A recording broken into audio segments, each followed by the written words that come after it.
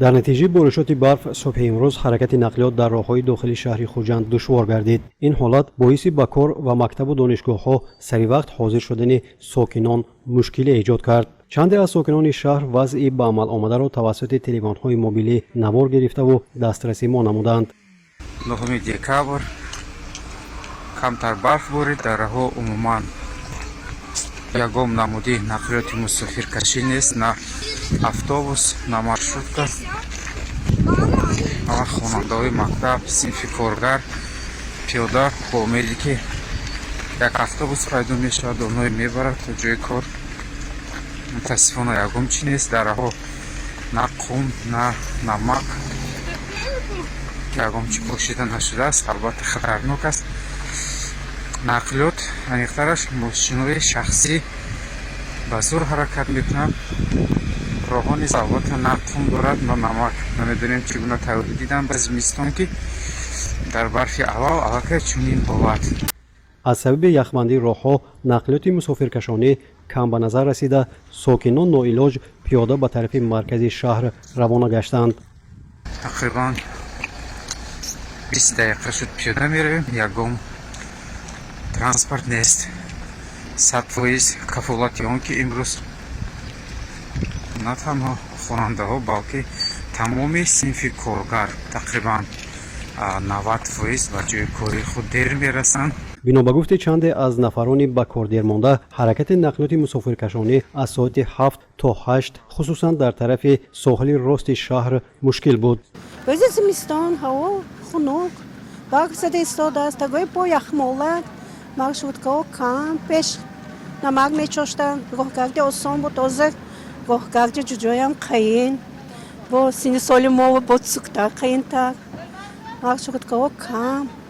роҳҳои 8, 12, 13 микрорайон набинед, на як баландӣ зиёд ҳам нест, то мошини сабукрав ҳаракат карда наметавонад.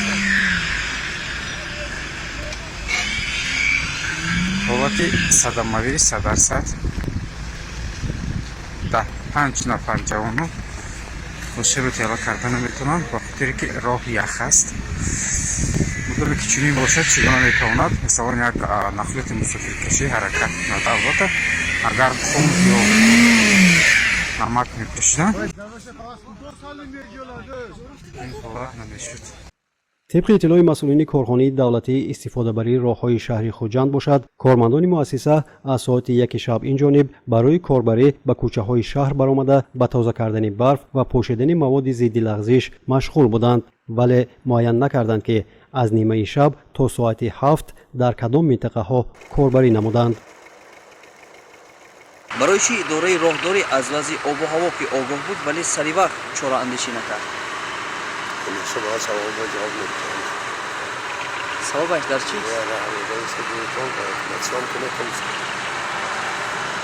چاره اندیشی نشده بود. چاره اندیشی من از این حال در راه طرفی راست سیردریا از ساعت 1 شب کارگر رو برآمدگی. 10 نفر کارگر رو برامون جلب کرده شدگی. نوبتداری شبانه روزی هست. البته یکونی مابین 1 ساعت 2 ساعت به حل نمیشه مثلا. متاسفانه نوارهای به دست ما رسیده برعکس حالت را در راههای شهر انعکاس می‌نماید. در این نوارها حتی دیده می‌شود که از جانب ساکنان برای پیشگیری حالت‌های غیر چشم داشت در راهها قم پوشیده می‌شود. راهها بیضی‌تر، یخ همه جا برف بلند، ماشینا سیکین رگش‌هاست، همه جا یخ. در فعالیت زود مثال خوجند برف انشه باریدگی راهها یخ. من حاضر شغل شوشا سینو سیکن کو آمشتگیسته بسیارتر من حاضر ماشینا راهگرای سر قینتر شده هوا و بیزیبتر. طوری که مسئولین بازرسی دولتی اتومبیلی ولایت اطلاع دادند، گروه‌های نوبتداری از ساعت 6 صبح به کار شروع نموده برای تامین بی‌خطری حرکت در راه‌های داخلی شهری و بیرون از آن سفربر شدند. از سبب یخبندی شدن بعضی منطقه‌ها حرکتی واسه نقلیات و پیاده‌گردان دشوار شده است. از پیاده‌گردان و رانندگان و پیاده‌گردان خواهش کرده می‌شود که هنگام با سفر برآمدن ва талаботҳои қоидаи ҳаракат дарро риоя намуда ба ягон корди вайронкунӣ даст назда аҳли ҷомеа ва шаҳрвандонро ба хатар нагузоранд. То ин ҷониб ягон садамаи роҳи нақлиётӣ ба қайд гирифта нашудааст. роҳҳо ягон хеле шағал барбохта маводи зидди ларзиши аз 12 то 8 микроём 19 тариқи 13 нақлиётҳо баромада наметавонад мусофиркаш нақлиётҳо нест умуман. ба қайд гирифта дида ба чашми худатон нест. мо ёли инҷошӣ нарафтем, мо шаҳрҳои кардем, ҳозир амҷо омадам, неки байшидагӣ буд.